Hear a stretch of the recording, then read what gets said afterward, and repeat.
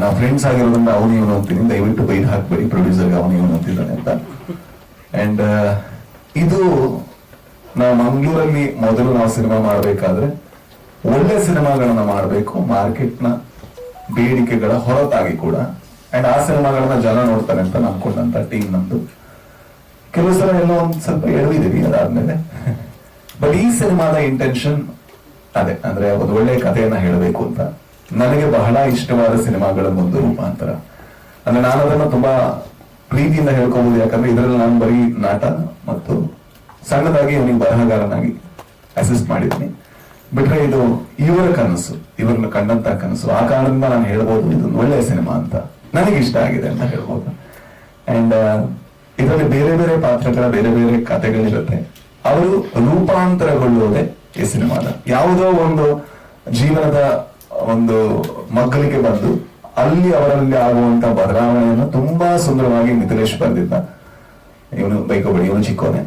So Mithilesh ಅವನು basically ಅವನು ಕೇರಳದವನು, but ಬೆಂಗಳೂರಲ್ಲೇ ಕೆಲಸ ಮಾಡಿ ಬೆಂಗಳೂರಲ್ಲೇ ಓದಿ ಹೆಚ್ಚು ಕಮ್ಮಿ ಬೆಂಗಳೂರಿಗನೇ ಆಗಿದ್ದಾನೆ. ಕನ್ನಡದಲ್ಲಿ ಸ್ವಲ್ಪ ಹೆಚ್ಚು ಕಮ್ಮಿ ಇದನ್ನ ನಾವು ಕ್ಷಮಿಸ್ಬೋದಲ್ವಾ? ಹೌದು. ಸೊ ಇದು ಮಿಥಿಲೇಶ್ ಅಂತ, ಇದು ನಮ್ಮ ತಂಡ. ಅಂಡ್ ಮಿಥುನ್ ಈ ಸಿನಿಮಾದ ಮ್ಯೂಸಿಕ್ ಡೈರೆಕ್ಟರ್.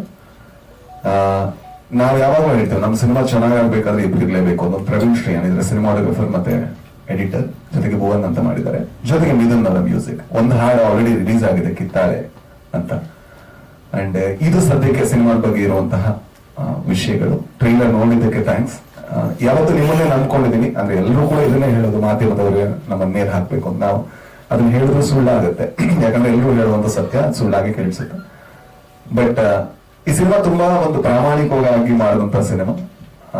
ನಿಮ್ಗೆ ಇಷ್ಟ ಆಯ್ತು ಅಂದ್ರೆ ಸಪೋರ್ಟ್ ಮಾಡ್ತೀರಾ ಅನ್ನುವಂತ ಭರವಸೆ ನಮ್ದು. ಸೊ ಸಪೋರ್ಟ್ ಮಾಡಿ. Thank you. ಆಂಥಾಲಜಿ ಅನ್ನೋದಕ್ಕಿಂತ ಬೇರೆ ಬೇರೆ ಪಾತ್ರಗಳಿದೆ, ಅವ್ರದೆಲ್ಲರ ಪಾತ್ರಗಳ ಕಥೆಗಳು ಓಡ್ತಾ ಇರುತ್ತೆ. ಎಲ್ಲೋ ಒಂದು ಘಟ್ಟದಲ್ಲಿ ಬಂದು ಅವರೆಲ್ಲರೂ ಭೇಟಿ ಆಗ್ತಾರೆ, ಅಥವಾ ಒಬ್ಬರ ರೂಪಾಂತರಕ್ಕೆ ಇನ್ನೊಂದು ಪಾತ್ರದ ಏನೋ ಒಂದು ಕೊಡುಗೆ ಇರುತ್ತೆ, ಏನೋ ಒಂದು ಕಾಂಟ್ರಿಬ್ಯೂಷನ್ ಇರುತ್ತೆ. ಆ ತರದ ಕಥೆ. ಎಷ್ಟು ಕಥೆ ಇರುತ್ತೆ ಇದರಲ್ಲಿ?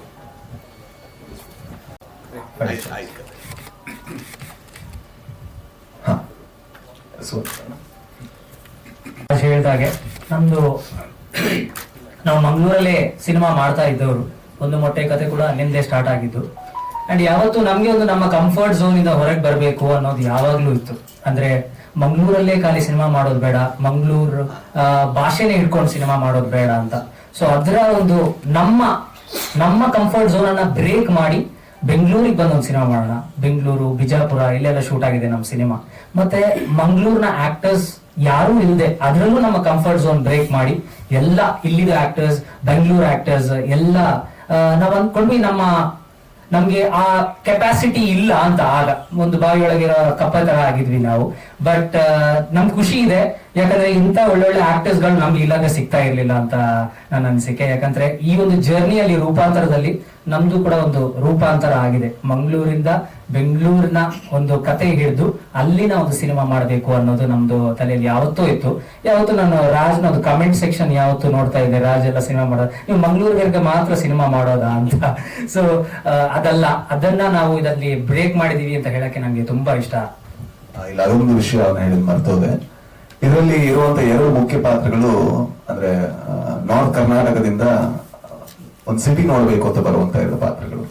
ಆ ಪಾತ್ರ ಈ ಸಿನಿಮಾದಲ್ಲಿ ಬಹಳ ಇಷ್ಟ ಆಗುವಂತ ಪಾತ್ರ. ನಾನು ಪ್ರಾಮಿಸ್ ಮಾಡಿ ಹೇಳ್ತೀನಿ, ಈ ಸಿನಿಮಾ ನೋಡಿದ್ರೆ ನೀವು ನನಗಿಂತ ಜಾಸ್ತಿ ಅವರು ಖಂಡಿತ ಇಷ್ಟಪಡ್ತಾರೆ. ಅವರಿಬ್ರು ಪರ್ಫಾರ್ಮ್ ಮಾಡಿರೋ ರೀತಿ ಇರ್ಬೋದು, ಅವರಲ್ಲಿ ಇರುವಂತ ಪ್ರೀತಿ, ಮುಗ್ಧತೆ ತುಂಬಾ ಚೆನ್ನಾಗಿ ಬರೆದಿದ್ದಾರೆ. ತುಂಬಾ ಚೆನ್ನಾಗಿ ಎಕ್ಸಿಕ್ಯೂಟ್ ಕೂಡ ಆಗಿದೆ.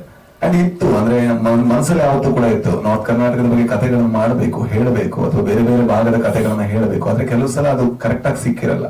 ಬಟ್ ಯಾವಾಗ ಮಿಥಿಲೇಶ್ ಈ ಕಥೆಯನ್ನ ಬರೆದ್ರು ಅದನ್ನ ಎಕ್ಸಿಕ್ಯೂಟ್ ಮಾಡ್ಬೇಕು ಅನ್ನೋ ಹಂಬಲ ನಮಗಾಯ್ತು. ಸೊ ನಮಗಿರುವಂತಹ ಒಂದು ಲಿಮಿಟೆಡ್ ನಾಲೆಜ್ ಅಲ್ಲಿ ಅಲ್ಲಿನ ಆಕ್ಟರ್ಸ್ ಗಳನ್ನೇ ಹಿಡ್ಕೊಂಡು ಅವರನ್ನ ಟ್ರೈನ್ ಮಾಡಿ, ಅಂದ್ರೆ ಒಬ್ರು ಸ್ವಲ್ಪ ಸೀನಿಯರ್ ಆರ್ಟಿಸ್ಟ್ ಥಿಯೇಟರ್ ಎಲ್ಲ ಇದ್ದವರು, ಇನ್ನೊಬ್ರು ಸಣ್ಣ ಸಣ್ಣ ಥಿಯೇಟರ್ ಅಲ್ಲಿ ಮಾಡ್ಕೊಂಡಿದ್ದವರು, ಅವ್ರನ್ನೆಲ್ಲ ಹುಡುಕಿ ಕಾಸ್ಟ್ ಮಾಡಿ, ಸೊ ಎಲ್ಲ ರಿಹರ್ಸ್ ಮಾಡಿ ಸೊ ಮಾಡಿದಂತ ಒಂದು ಕತೆ ಅವತ್ತು. ಇನ್ನು ನಮ್ಮ ಚಿತ್ರದ ಸಂಗೀತದ ಬಗ್ಗೆ ಮಾತಾಡ್ಬೇಕಾದ್ರೆ ಇಷ್ಟವರೆಗೆ ನಾವು ಮಾಡ್ತಾ ಇದ್ದ ಸಿನಿಮಾದಲ್ಲಿ ಎಲ್ಲ ಮಿಥುನ್ ಮುಕುಂದನ್ ಅವರೇ ಸಂಗೀತ ನೀಡ್ತಾ ಬಂದಿದ್ದಾರೆ. ಸೊ ಮಿಥುನ್ ಅವರು ಒಂದೆರಡು ಮಾತು ಮಾತಾಡಬೇಕು. ರೂಪಾಂತರ ಚಿತ್ರ ಯಾವಾಗಲೂ ಒಂದು ಸ್ಪೆಷಲ್ ಫಿಲ್ಮ್ ಇರುತ್ತೆ. ಯಾಕಂದ್ರೆ ಒಂದು ಈ ತಂಡ ಸುಹಾನ್ ಪ್ರಸಾದ್ ಅವರು ನನಗೆ ನನ್ನ ಫಸ್ಟ್ ಬಾಕ್ಸ್ ಆಫೀಸ್ ಸಕ್ಸಸ್ ಕೊಟ್ಟ ಪ್ರೊಡ್ಯೂಸರ್ ಅವರು. ಸೊ ಈ ಜರ್ನಿದು ಸ್ಟಾರ್ಟಿಂಗ್ ಇಂದಾನೆ ಇವರೆಲ್ಲರೂ ನನ್ನ ಜೊತೆ ಇದ್ದಾರೆ. ಅದೇ ತರ ಈ ಪ್ರಾಜೆಕ್ಟ್ ಮುಖಾಂತರ ನನಗೆ ಮಿಥಿಲೇಶ್ ಅವರು ಪರಿಚಯ ಆಗಿದ್ರು. ಅವರು ಈ ಕಥೆಯಲ್ಲಿ ಬಂದಿರುವ ಏನೋ ಒಂದು ಡೆಪ್ತ್ ಅಂತ ಹೇಳ್ಬೋದು. ಈ ಹ್ಯೂಮನ್ ಎಕ್ಸ್ಪೀರಿಯನ್ಸ್ ನ ಎಷ್ಟು ಸೂಕ್ಷ್ಮವಾಗಿ ಅವರು ಅಬ್ಸರ್ವ್ ಮಾಡಿದ್ದಾರೆ, ಅದನ್ನ ಹೆಂಗೆ ಅವ್ರು ಇಂಟರ್ಪ್ರೆಟ್ ಮಾಡಿದ್ದಾರೆ ಅನ್ನೋದು ಇಟ್ಸ್ ನನಗೆ ತುಂಬಾ ಸರ್ಪ್ರೈಸಿಂಗ್ ಇತ್ತು. ಬಿಕಾಸ್ ನನಗೆ ಆ ಸ್ಕ್ರಿಪ್ಟ್ ಕೇಳೋಕ್ ಮುಂಚೆ ನನಗೆ ಏನು ಪರಿಚಯ ಇರಲಿಲ್ಲ. ಅವ್ರು ನನ್ನ ಮನೆಗೆ ಬಂದು ಆ ಕತೆ ಹೇಳಿದ್ಮೇಲೆ ನನ್ನ ಮೇಲೆ ಆಗಿರುವ ಎಫೆಕ್ಟ್ ಅದು ಇವತ್ತು ನನಗೆ ಜ್ಞಾಪಕ ಇದೆ. ಐ ಥಿಂಕ್ ಆಲ್ಮೋಸ್ಟ್ ಒಂದು 5-6 ವರ್ಷ ಆಗಿದೆ ಆ ನೆರೇಷನ್ ಆಗಿ. ಸೊ ಅದೇ ಒಂದು ಅದೇ ತರ ಎಫೆಕ್ಟ್ ಆಡಿಯನ್ಸ್ಗೂ ಆಗುತ್ತೆ ಅಂತ ನನಗೆ ಕಾನ್ಫಿಡೆನ್ಸ್ ಇದೆ. ಫಿಲ್ಮ್ ನಾವು ನಮ್ ಕಡೆಯಿಂದ ನಮ್ಗೆ ಎಷ್ಟು ಮ್ಯಾಕ್ಸಿಮಮ್ ಕ್ವಾಲಿಟಿಯಲ್ಲಿ ನಾವು ಮಾಡಕ್ಕೆ ಟ್ರೈ ಮಾಡಿದ್ವಿ. ಪ್ರಾಡಕ್ಟ್ ಅಲ್ಲಿ ನಾವು ಸ್ಯಾಟಿಸ್ಫೈಡ್ ಇದ್ವಿ. ಆಡಿಯನ್ಸ್ಗೂ ಅದೇ ತರ ತುಂಬಾ ಖುಷಿ ಆಗುತ್ತೆ, ತುಂಬಾ ಸ್ಯಾಟಿಸ್ಫ್ಯಾಕ್ಷನ್ ಆಗುತ್ತೆ. ಅದರಿಂದ ಜಾಸ್ತಿ ಒಂದು ಇಮೋಷನಲ್ ಎಕ್ಸ್ಪೀರಿಯನ್ಸ್ ಆಗುತ್ತೆ ಅಂತ ನಮ್ಗೆ ನಂಬಿಕೆ ಇದೆ. ಎಲ್ಲರೂ ಇದೇ ತರ ಸಪೋರ್ಟ್ ಮಾಡ್ತಾ ಇರಿ. ಟ್ರೈಲರ್ ಇವತ್ತು ರಿಲೀಸ್ ಆಗಿದೆ. ಇದೇ ತರ ಇನ್ನೂ ಕಾಂಟೆಂಟ್ ಬರುತ್ತೆ. 26ನೇ ತಾರೀಕಿಗೆ ಫಿಲ್ಮು ರಿಲೀಸ್ ಆಗ್ತಾ ಇದೆ. ಸೊ ಎಲ್ರಿಗೂ ಥ್ಯಾಂಕ್ಸ್, ಸಪೋರ್ಟ್ ಮಾಡ್ತಾರೆ. Thank you sir. 2 ಹಾಡು, ಆಕ್ಚುಲಿ 3 ಹಾಡುಗಳಿದೆ. ಸೊ ಒಂದು ರಿಲೀಸ್ ಆಗಿದೆ, ಕಿತ್ತಾಳೆ ಅಂತ, ರಾಜ್ ಅವರು ಬರೆದಿರೋದು, ಚೈತ್ರಾದು ವಾಯ್ಸ್ ಅಲ್ಲಿ. ಇನ್ನೊಂದು ಹಾಡಿದೆ ತನ್ನ ಮೂಲ ಅಂತ, ಅದು ಆಕ್ಚುಲಿ ರಾಜೇ ಬರೆದಿರೋದು. ರಘುರಾಮ್ ಅವರು ಹಾಡಿದ್ದಾರೆ, ರಘುರಾಮ್ ಮತ್ತೆ ಮಿಥುನ್ ಜಯರಾಜ್ ಅಂತ. ಸೊ ಅದು ಒಂದು ನನ್ನ ಕರಿಯರ್ ಅಲ್ಲಿ ಒಂದು ಸ್ಪೆಷಲ್ ಸಾಂಗ್ ಅಂತ ಹೇಳ್ಬೋದು. ಬಿಕಾಸ್ ಫಸ್ಟ್ ಆಫ್ ಆಲ್ ಇವತ್ತಿನ ಕಾಲದಲ್ಲಿ ನನ್ನ ಕರಿಯರ್ ಅಲ್ಲಿ ಜಾಸ್ತಿ ಲೆಂತ್ ಇರೋ ಸಾಂಗ್ಸ್ ಮಾಡಕ್ ಚಾನ್ಸ್ ಸಿಗಲ್ಲ. ಈ ಸಾಂಗ್ ಆಕ್ಚುಲಿ 5 ನಿಮಿಷ, ಐ ಥಿಂಕ್ 5+ ಇದೆ. ಇವಾಗ ಎಲ್ಲಾ ಸಾಂಗ್ಸ್ 3, ಇನ್ಫ್ಯಾಕ್ಟ್ ಇನ್ಸ್ಟಾಗ್ರಾಮ್ ರೀಲ್ಸ್ ಗೆ ಫಿಟ್ ಆಗುತ್ತೆ ಅಂತ ಎಲ್ಲರೂ ನೋಡ್ತಾರೆ. ಸೊ ಇದು ಆ ತರ ಹಾಡಲ್ಲ. It's a very deep spiritual song. So ನಮ್ದೆಲ್ಲರದು ಒಂದು ಐ ಥಿಂಕ್ ಒಂದು ಚಿಕ್ಕ ಪಾರ್ಟ್ ಆಫ್ ಅವರ್ ಎಕ್ಸಿಸ್ಟೆನ್ಸ್ ಆ ಹಾಡ್ ಒಳಗಡೆ ಇದೆ. So it's a very special song. ಅದೇ ತರ ನಮ್ ಬ್ಯಾಕ್ ಗ್ರೌಂಡ್ ಸ್ಕೋರ್ ಅಲ್ಲಿ ಒಂದು ಸೀನ್ ಅಲ್ಲಿ ನಾವು ಸ್ಕೋರ್ ಮಾಡಿದ್ಮೇಲೆ ಇಲ್ಲ ಇದಕ್ಕೆ ಏನೋ ಒಂದು ಲಿರಿಕಲ್ ಕಂಟೆಂಟ್ ಬೇಕು ಅಂತ ಒಂದು ಚಿಕ್ಕ ಬಿಟ್ ಸಾಂಗ್ ಬರುತ್ತೆ. ಸೊ ಅದು ಫಿಲ್ಮ್ ರಿಲೀಸ್ ಆದ್ಮೇಲೆ ನಾವು ರಿಲೀಸ್ ಮಾಡ್ತೀವಿ ಅದನ್ನ. ಹೌದು, ಆಕ್ಚುಲಿ ಹೌದು ಸರ್. ಇನ್ಫ್ಯಾಕ್ಟ್ 5 ಕ್ಯಾರೆಕ್ಟರ್ಸ್ ಮತ್ತೆ ನಾನು ಸ್ಟಾರ್ಟಿಂಗ್ ಹೇಳಿದ್ರೆ ಒಂದು ಹ್ಯೂಮನ್ ಎಕ್ಸ್ಪೀರಿಯನ್ಸ್ ಅನ್ನೋದು ಫ್ಯಾಕ್ಟರ್ ಇದೆ ಈ ಫಿಲ್ಮ್ ಅಲ್ಲಿ. ನಮ್ಗೆ ಐ ಥಿಂಕ್ ನನಗೆ ಕನ್ನಡದಲ್ಲಿ ಅಷ್ಟು ಫ್ಲೂಯೆಂಟ್ ಆಗಿ ಹೇಳಕ್ ಆಗಲ್ಲ, but what it is to be a human, what it is to grow as a human ಅಂತ I think that is the main point of Roopantara. ಆ ಪಾಯಿಂಟ್ ನ ನಾವು ಸಂಗೀತದಲ್ಲಿ ಅಫ್ಕೋರ್ಸ್ ರಾಜ್ ಬಿ ಶೆಟ್ಟಿ ಅವರ ಲಿರಿಕ್ಸ್ ಅಲ್ಲಿ ತುಂಬಾ we have tried our best to communicate it and we are very proud of that song. So ಆಡಿಯನ್ಸ್ಗೂ ಅದೇ ತರ ಒಂದು ಎಕ್ಸ್ಪೀರಿಯನ್ಸ್ ಆಗುತ್ತೆ ಅಂತ ನನ್ನ ನಂಬಿಕೆ. ಡೆಫಿನೆಟ್ಲಿ ಜಸ್ಟ್ ಒಂದು 3-4 ಡೇಸ್ ಅಲ್ಲಿ ರಿಲೀಸ್ ಆಯ್ತು. ಫಸ್ಟ್ ಟ್ರೈಲರ್ ಆದ್ಮೇಲೆ ಸ್ವಲ್ಪ ಜನಕ್ಕೆ ಒಂದು ಐಡಿಯಾ ಸಿಗುತ್ತೆ ಫಿಲ್ಮ್ ಏನು ಅಂತ. ಆಮೇಲೆ ಐ ಥಿಂಕ್ ಆ ಸಾಂಗ್ ಎಂಜಾಯ್ಮೆಂಟ್ ಇನ್ನೂ ಜಾಸ್ತಿ ಆಗುತ್ತೆ. Thank you. ಬ್ಯಾಂಗ್ಳೂರಲ್ಲಿ ಸ್ಟಡಿ ಮಾಡೋಕ್ಕೆ ಬಂದಿರೋದು. ಆವಾಗ ನೋಡಿರುವ ಪೀಪಲ್, ನ್ಯೂ ಕ್ಯಾರೆಕ್ಟರ್ಸ್ ಆ್ಯಂಡ್ ಅದಕ್ಕಿಂತ ಇನ್ಸ್ಪೈರ್ ಆಗಿರುವ ಒಂದು ಕತೆ. ಓಕೆ, ಸೊ ಆ ಥರ 5 ಇಂಪಾರ್ಟೆಂಟ್ ಕ್ಯಾರೆಕ್ಟರ್ಸ್, ಅವರ journey actually movie in between ಅವರ ಕ್ರಾಸ್ ಆಗ್ತದೆ. ಸೊ ಅದೇ ದಟ್ ಇಸ್ ರೂಪಾಂತರ. ನನ್ನ ಹೆಸರು Mithilesh, basically from Kerala, but Bangalore.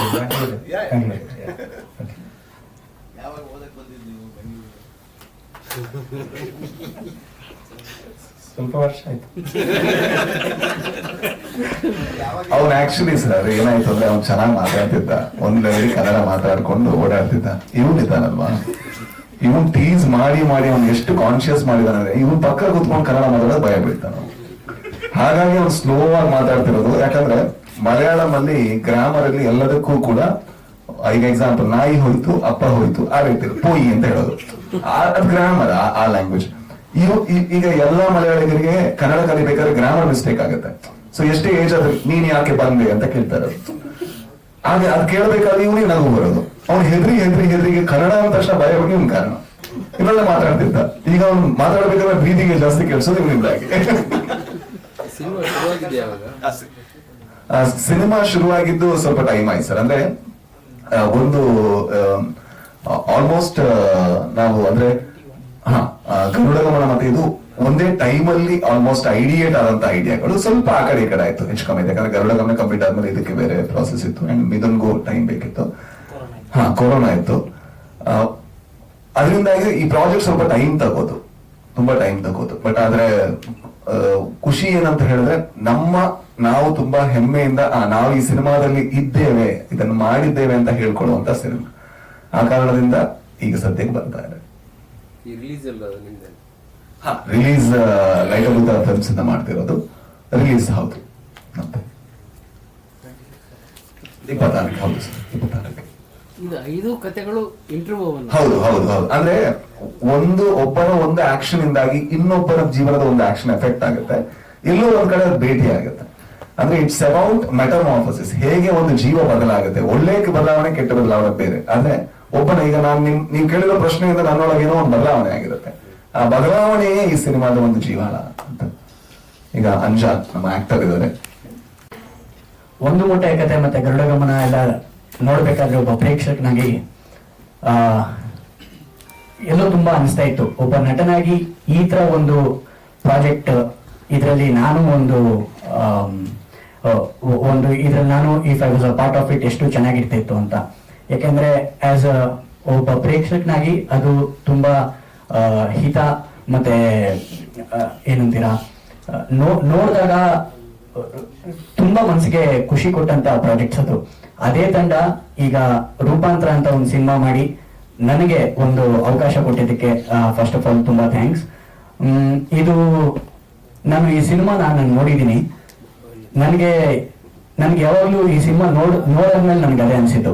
ಈ ಸಿನಿಮಾದಲ್ಲಿ ನಾನು ಭಾಗಿ ಆಗಿಲ್ಲದೆ ಇದ್ರು ನಾನು ಈ ಸಿನಿಮಾಗೆ ಇಷ್ಟೇ ಪ್ಯಾಷನೇಟ್ ಆಗಿ ಅಟ್ಲೀಸ್ಟ್ ನನ್ನ ಸರ್ಕಲ್ ಅಲ್ಲಿ ಎಷ್ಟಾಗುತ್ತೋ ಅಷ್ಟು ನನ್ನ ಲಿಮಿಟ್ ಅಲ್ಲಿ ನಾನು ಇಷ್ಟೇ ಪ್ಯಾಷನೇಟ್ ಆಗಿ ನಾನು ಇದಕ್ಕೆ ಪ್ರಮೋಟ್ ಮಾಡ್ತಿದ್ದೆ, ದಯವಿಟ್ಟು ಈ ಸಿನಿಮಾ ನೋಡಿ ಅಂತ. ಯಾಕಂದ್ರೆ ತುಂಬಾ ಪೊಟೆನ್ಶಿಯಲ್ ಇದೆ ಈ ಸಿನಿಮಾಗೆ. ಇದೇ ಜುಲೈ 26 ನಾವು ಎಲ್ಲ ಚಿತ್ರಮಂದಿರಗಳಲ್ಲಿ ಬರ್ತಾ ಇದೀವಿ. ಅಂಡ್ ಈ ವೇದಿಕೆನ ಕಲ್ಪಿಸ್ಕೊಟ್ಟಿದ್ದಕ್ಕೆ ಸುಹಾನ್ ಅವ್ರಿಗೆ, ಮಿಥಿಲೇಶ್ ಅವ್ರಿಗೆ ಬಹಳ ಥ್ಯಾಂಕ್ಸ್. ಅಂಡ್ ಈ ಸಿನಿಮಾ ಕ್ರಾಫ್ಟ್ ಅಂತ ಬಂದಾಗ ಎಲ್ಲರ ಕುಶಲತೆ ಕಾಣಿಸುತ್ತೆ. ನಮ್ಮ ಮಿಥಿಲೇಶ್ ಅವರು ಹೆಚ್ಚು ಮಾತಾಡದೇ ಇದ್ರು ಸಿನಿಮಾದಲ್ಲಿ ಅವರ ಕಲಾಕೌಶಲ್ಯ ಇದು ಎದ್ದು ಕಾಣುತ್ತೆ. ಸೊ ಅದಕ್ಕೋಸ್ಕರ ನಮ್ಮ ಇಡೀ ತಂಡಕ್ಕೆ ಒಂದು ಸಪೋರ್ಟ್ ಕೇಳ್ಕೊತಾ ಇದ್ದೀನಿ. ಇದು ಜನ ಬರಬೇಕು ಚಿತ್ರಮಂದಿರಗಳಲ್ಲಿ. ಬಂದಾಗ ಇದು ನಮ್ಗೆ ಎಷ್ಟು ಹೆಮ್ಮೆಯ ಚಿತ್ರನೋ, ಇದು ಚಿತ್ರಮಂದಿರದಿಂದ ಆಚೆ ಹೋದಾಗ ನಾನು ಇದನ್ನ ಎದೆ ಮುಟ್ಟು ಹೇಳ್ತೀನಿ ದಟ್ ಜನಕ್ಕೂ ಇದು ಒಂದು ಹೆಮ್ಮೆಯ ಚಿತ್ರ ಆಗೇ ಆಗತ್ತೆ. ನಮ್ಮ ಇಡೀ ಕನ್ನಡ ಚಿತ್ರರಂಗಕ್ಕೆ ಇದೊಂದು ಹೆಮ್ಮೆಯ ಚಿತ್ರ ಆಗೇ ಆಗತ್ತೆ. Thank you so much.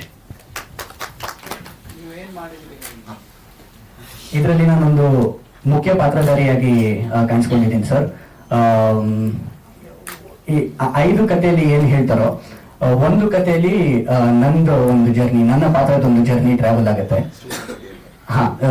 ಒಬ್ಬ ನೀವು ಆಸ್ ಅ ಪ್ರೊಫೆಷನ್ ಹೇಳ್ಬೇಕು ಅಂತಂದ್ರೆ ಅವನು ಒಬ್ಬ ಸ್ಟೂಡೆಂಟು ಒಳ್ಳೆ ವಾತಾವರಣ ಇಲ್ದಿರೋ ಒಂದು ಮನೆಯಿಂದ ಬಂದಾಗ ಹೇಗೆ ಒಂದು ಪರಿಣಾಮ ಆಗತ್ತೆ ಅಂತ ಈ ಪಾತ್ರದಲ್ಲಿ ನೋಡ್ಬೋದು.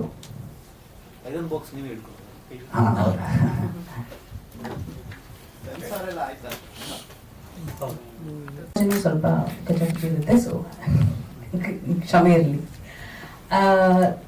ನಾನು ಮೊದಲನೇ ಸರ್ತಿ ಮಿಥಿಲೇಶ್ ಸುಹಾನ್ ಮೀಟ್ ಮಾಡಿದಾಗ ಸಂದರ್ಭನೇ ಬೇರೆ ಇತ್ತು. ಸ್ಕ್ರಿಪ್ಟ್ ಕೊಟ್ಟರು, ಬಟ್ ನಾನು ಓದಿದ್ದು ಅದು ಆಸ್ ಅನ್ ಆಕ್ಟರ್ ಅಲ್ಲ, ಬೇರೆ ಕಾರಣಕ್ಕೆ ಓದ್ತಾ ಇದ್ದು. ನಾನು ಬೇಸಿಕ್ಲಿ ರಂಗಭೂಮಿಯಿಂದ, ನಮ್ಮ ಥಿಯೇಟರ್ ಆರ್ಟಿಸ್ಟ್.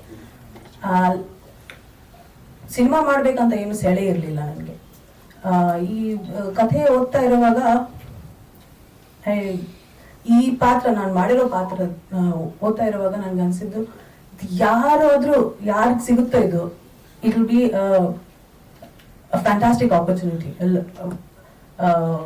ಆರ್ಟಿಸ್ಟ್ಗೆ ಸಿಗ್ತಾ ಇರೋ ಒಂದು muscle artistic muscle creativity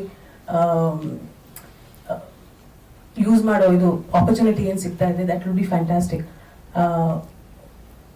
but I did not think that it will come to me. I think ಇದು ಏನಂತಾರೆ ಒಂಥರ ಬಟರ್ಫ್ಲೈ ಎಫೆಕ್ಟ್ ಅಂತಾರೆ. So I put it out in the world. So ಅದೊಂದು wish ಇಂದ it somehow came to me.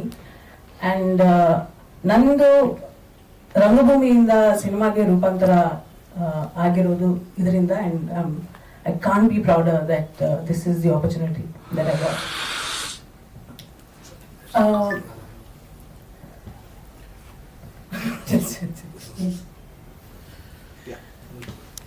ಯಾವ language ಮಾತಾಡೋದು? ಅದು ನೀವು ಸಿನಿಮಾ ನೋಡಿದ್ರೆ ಅನ್ಸುತ್ತೆ.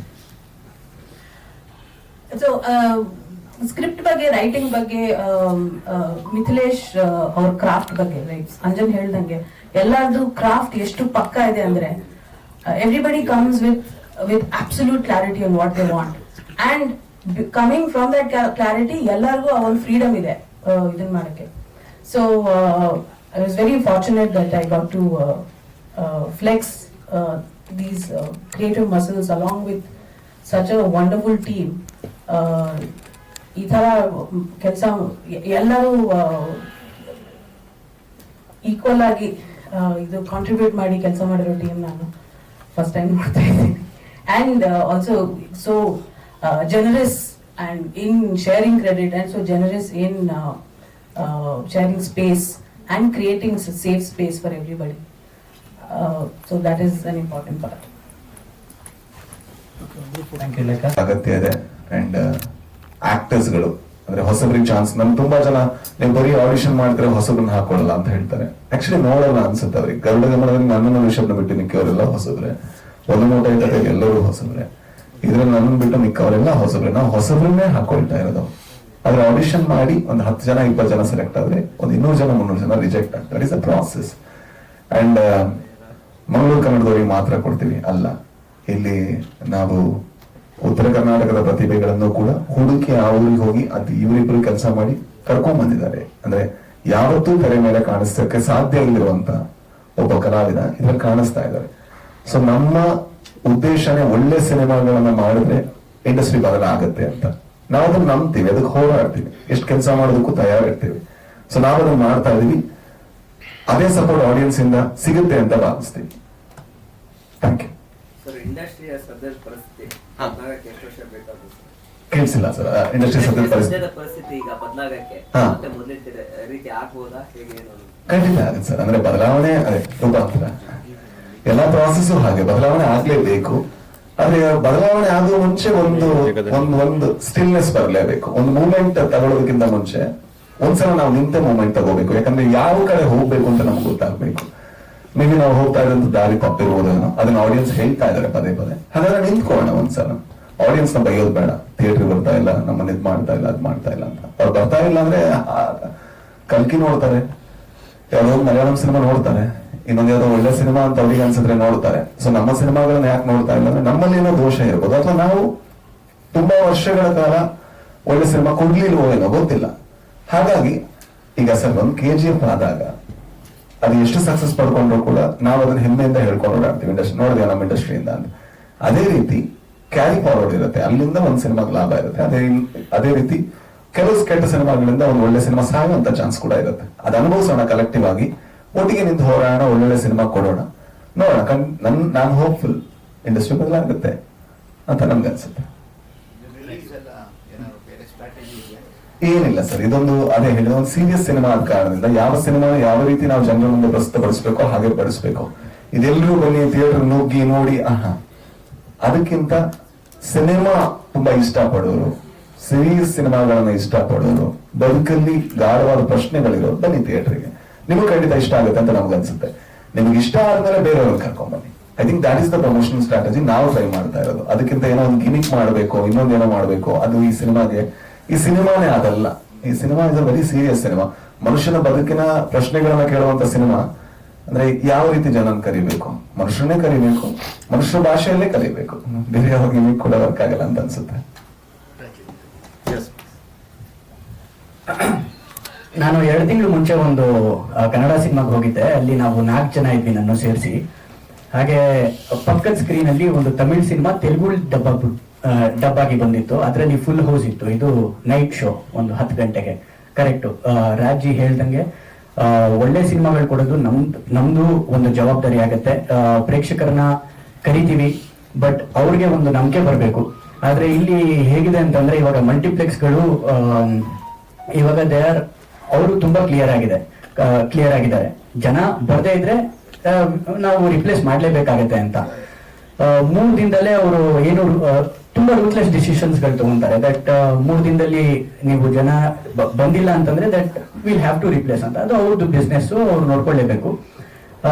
ಹಾಗೆ ನಮ್ಮಲ್ಲಿ ಏನ್ ನಾವು ಭರವಸೆ ಕೊಡ್ಬೋದು ಅಂತಂದ್ರೆ, ಜನ ಒಂದೇ ಒಂದ್ಸಲ ನಂಬಿಕೆ ಇಟ್ಟು ಸ್ಕ್ರೀನ್ಸ್ ಬನ್ನಿ.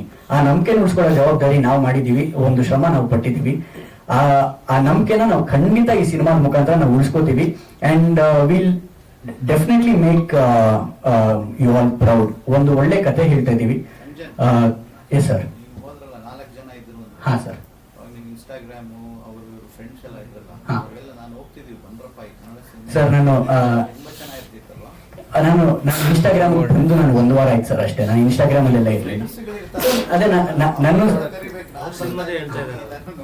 ಇಲ್ಲ ಸರ್, ಅಂದ್ರೆ ನನಗೇನ್ ಅನ್ಸುತ್ತೆ ಅಂದ್ರೆ, ಫುಡ್ ಮತ್ತೆ ಸಿನಿಮಾ ವಿಷಯದಲ್ಲಿ ನಾವ್ ಯಾವತ್ತೂ ಕೂಡ ಅದನ್ನ ಮಾಡಲ್ಲ ಅಂತ ಅನ್ಸುತ್ತೆ. ನನ್ನ ಫ್ರೆಂಡ್ ಹೋಟೆಲ್ ಊಟ ಚೆನ್ನಾಗಿಲ್ಲ, ನಾನ್ ನಿಮ್ಮನ್ನ ಕರ್ಕೊಂಡು ಹೋಗಲ್ಲ. ನನ್ನ ಫ್ರೆಂಡ್ ಹೋಟ್ಲೆ ನಿಮ್ಮನ್ನ ನಾವು ಇದ್ ಮಾಡಲ್ಲ, ಯಾಕಂದ್ರೆ ನೀವು ಬೈಕೋತೀರ ನನಗೆ. ಸೊ 3 ವರ್ಷ ಅಂದ್ರೆ 4 ಸಿನಿಮಾ 4 ಜನ ನೋಡಿದ್ದಾರೆ ಅಂದ್ರೆ ಅವ್ರಿಗೆ ಇಷ್ಟ ಆಗಿದೆ, ಖಂಡಿತ ಆ ಕೆಲಸ ಮಾಡೋರು. ಇಷ್ಟ ಆಗುವಂತ ಸಿನಿಮಾಗಳನ್ನ ನಾವು ಕರಿಬೇಕು, ಬಿಟ್ರೆ ಕನ್ನಡ ಭಾಷೆ ಸಿನಿಮಾಗಳನ್ನ ಪ್ರೇಕ್ಷಕರು ನೋಡ್ತಿಲ್ಲ ಅನ್ನೋದು ಅವ್ರ ಮೇಲೆ ಮಾಡುವಂತ ನೇರ ಅಪರಾಧ ಆಗುತ್ತೆ ನನಗೆ. ಹಾ ಸರ್, ಕರೆಕ್ಟ್ ಕರೆಕ್ಟ್ ಕರೆಕ್ಟ್. ಯಾರು ಬರಲ್ಲ ಸರ್, ಯಾರು ಬರಲ್ಲ ಸರ್.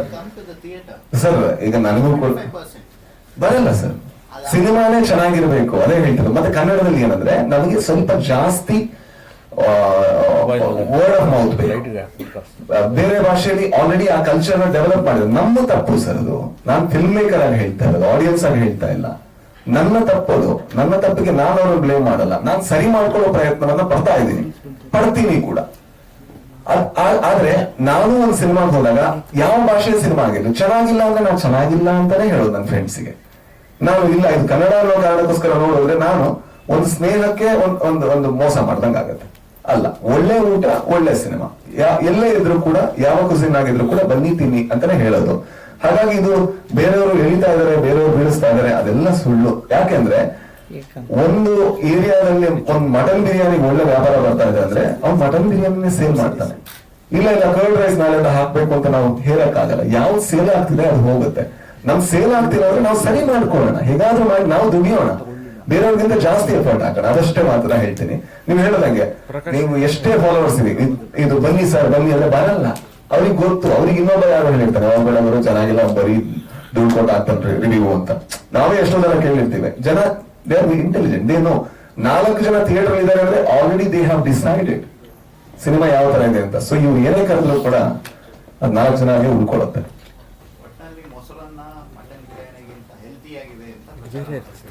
ಅದು ಮಾಡ್ಬೇಕು. ಮೊಸರನ್ನ ತಿನ್ನೋರ್ನೇ ಥಿಯೇಟರ್ ಕರಿಬೇಕು. ಮೊಸರನ್ನ ಮಾಡ್ಬೇಕಾದ್ರೆ ಮೊಸರನ್ನ ತರನೇ ಮಾಡ್ಬೇಕು. ಮಟನ್ ಬಿರಿಯಾನಿ ಮಾಡ್ಬೇಕಾದ್ರೆ ಸುಳ್ಳು ಹೇಳಿ ಲಾಸ್ಟಿಗೆ ಹಿಂಗ್ ಕೊಡಬಾರ್ದು ಅಷ್ಟೇ. ಅದೇ